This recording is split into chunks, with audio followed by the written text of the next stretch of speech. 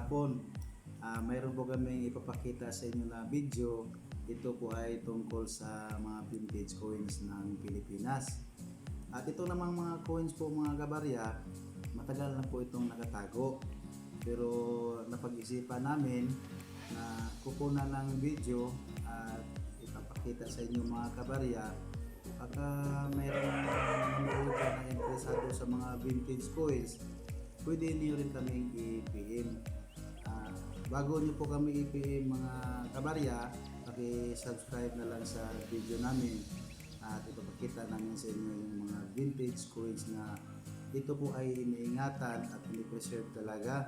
Matagal na po itong nakatago nandito sa tatlong bote. Bawat isa ng vintage coins mga kabarya, ito ay binabalot ng tissue para naman ma-preserve yung yung quality ng coins. May tatlong bote po dito mga kabarya. Tapos isa-isahin po natin itong ilabas. Ang bawat coin po mga kabarya, tulad ng sinasabi ko, ay nakabalot po siya ng tissue. Ito mga kabarya, unang ibuksan ko mga kabarya itong isang parang garapon, no? Ang bawat tissue po nito mga kabarya, hindi natin alam kung anong klaseng coins ito, pero saka lang natin ito malalaman pagbukas natin ng tissue. So, ito na mga kabarya. Mga kabarya, ulitin ko, huwag niyo pong kalimutan na i-subscribe yung video namin mga kabarya. Ito na mga kabarya, subukan ko ng buksan ang tissue na binabalot sa vintage coins ng Pilipinas. At malala ko pa mga kabarya, may ibang coins po dito mga kabarya na hindi lang sa Pilipinas pala. At ito rin pala ay galing sa ibang bansa, pero tinatago rin ito sa mataas na panahon. Ang nagtatago po nito mga kabarya ay ang ama ng asawa ko, ang kumukuha ngayon ng video sa akin. Ito mga kabarya, unang nabuksan ko na tissue mga kabarya, ito po ay isang 1 piso old coins mga kabarya. Ito po ay 1985.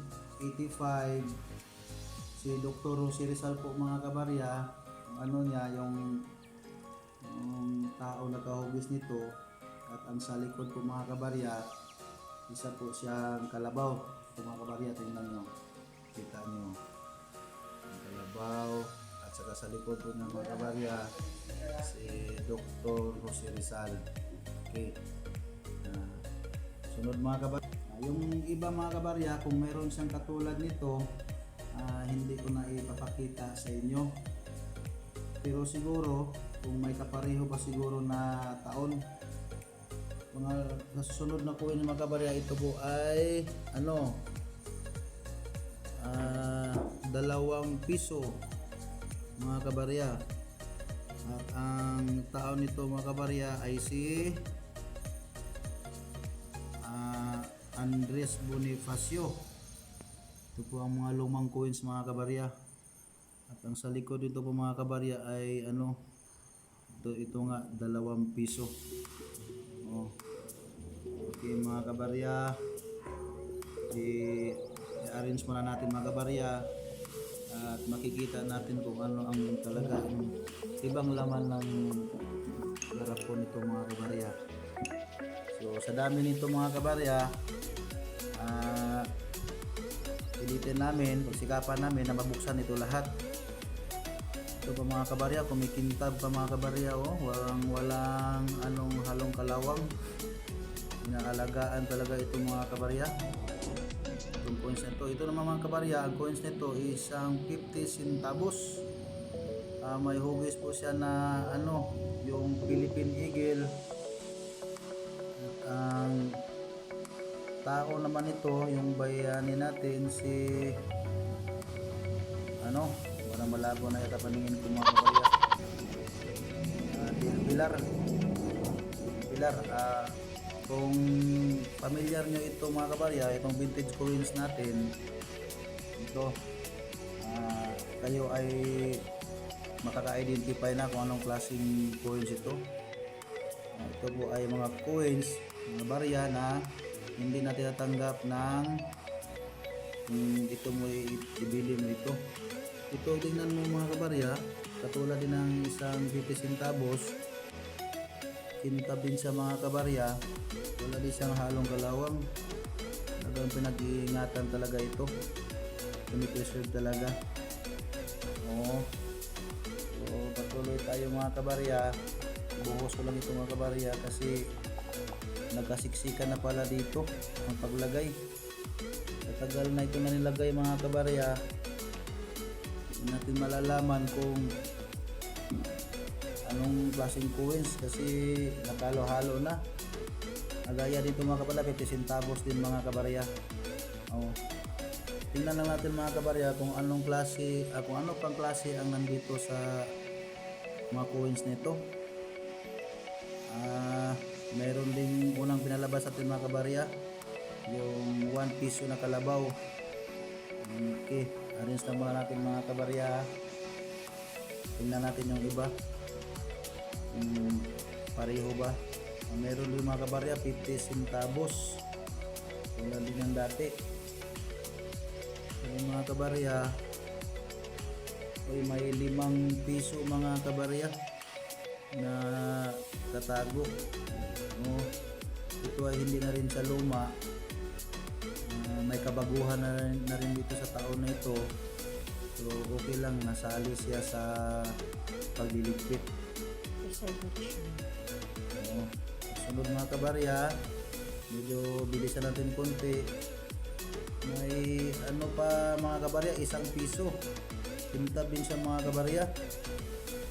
Iniingatan din talaga ito.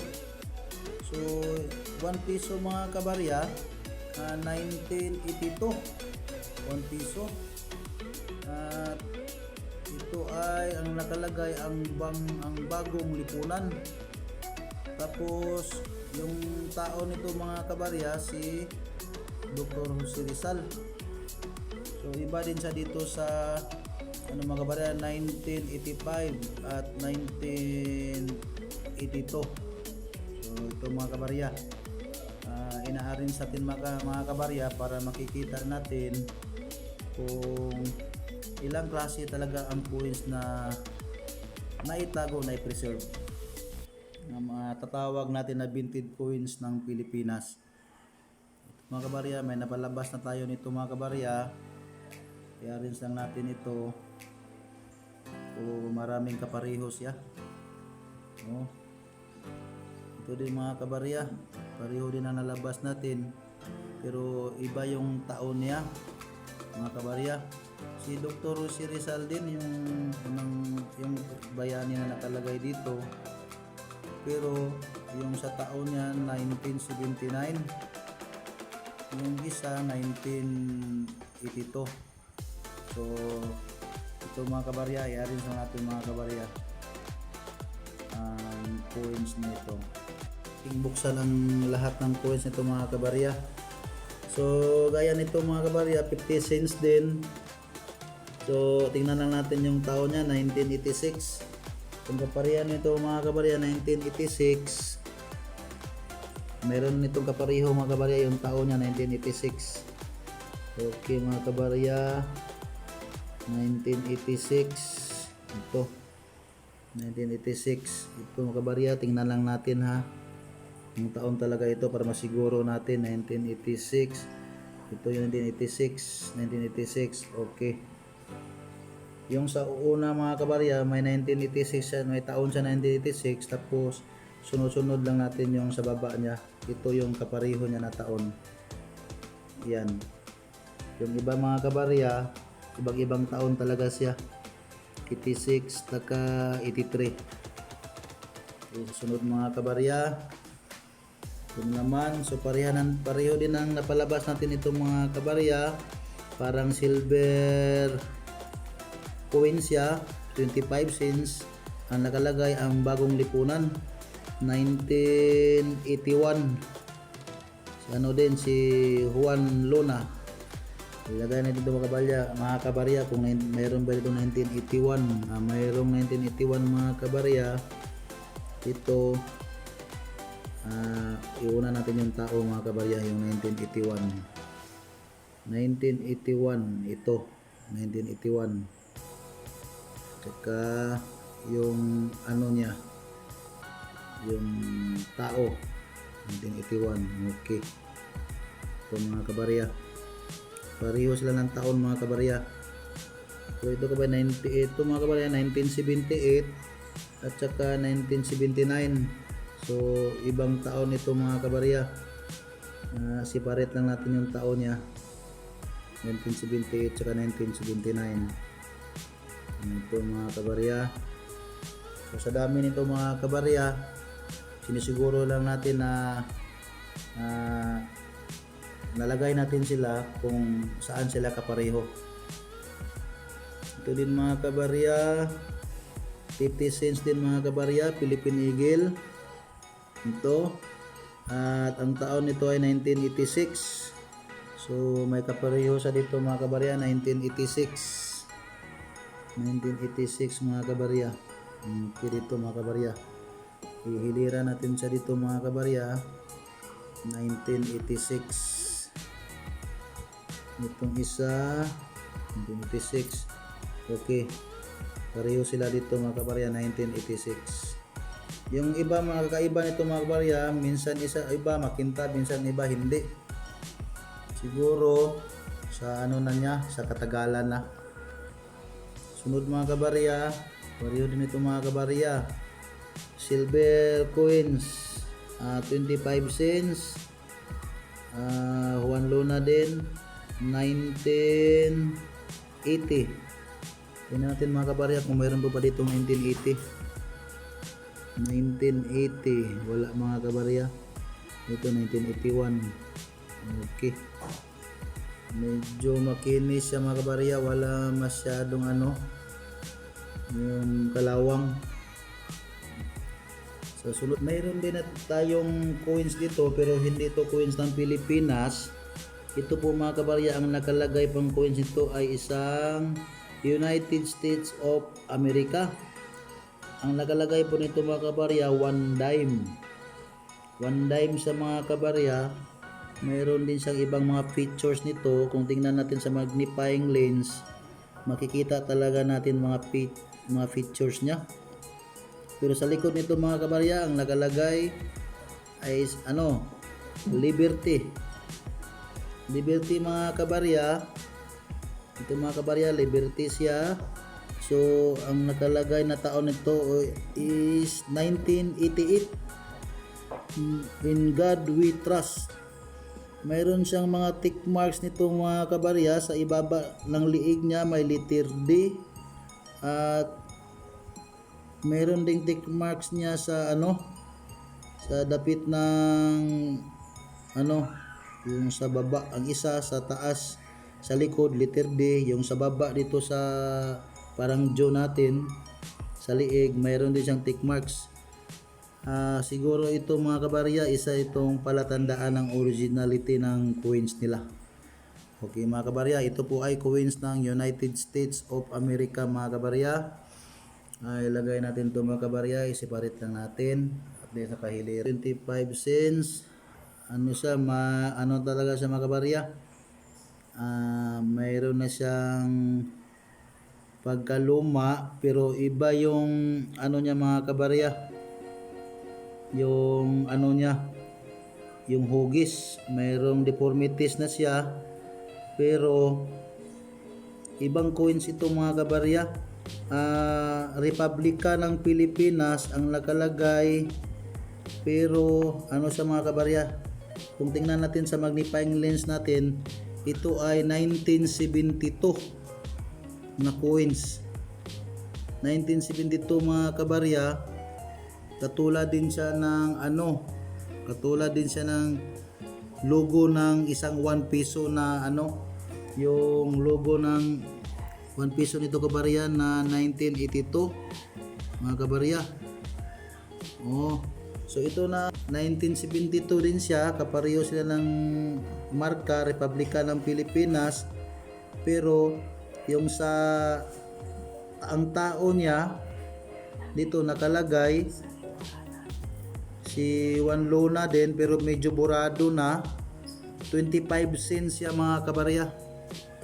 25 cents ito. Okay, ito mga kabarya. Ito yung 25 centavos na ang nakalagay 25 sentimo.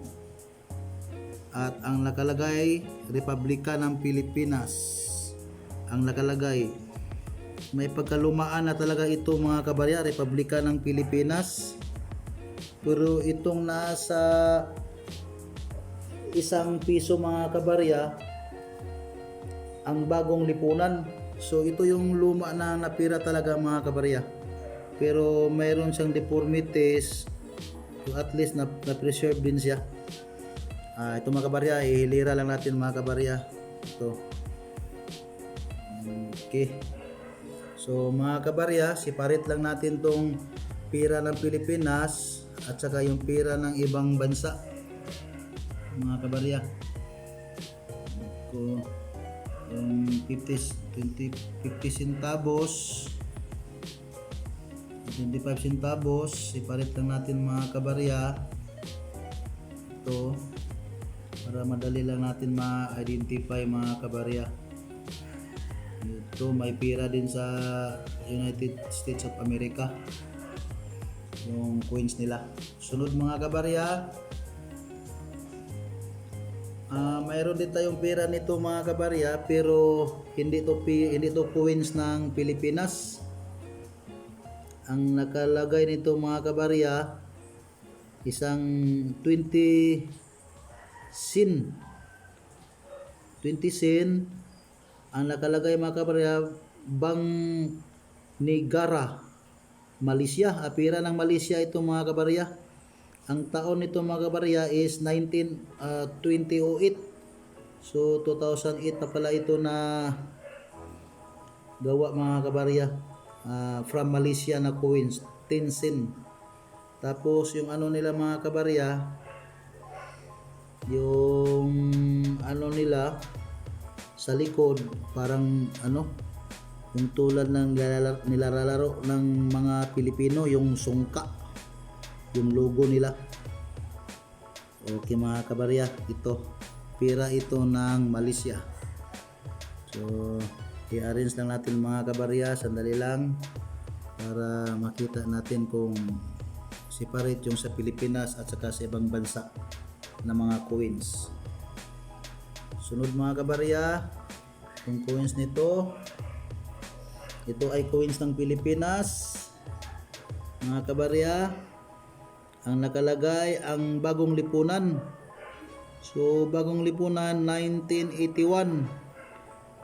Makikita din natin mga kabarya, ito ay 10 centavos. Ang taong nakalagay nito mga kabarya, si Francisco Baltasar. So ito ay 10 centavos mga kabarya. Nakalagay din siya dito, Republika ng Pilipinas, 10 centavos. Tapos 1981. So may pagkakaiba na 10 centavos mga kabarya. Yun na, iurong mo natin konti ito. 10 centavos. Ito mga kabarya. May pakita lang natin kung anong taon ito.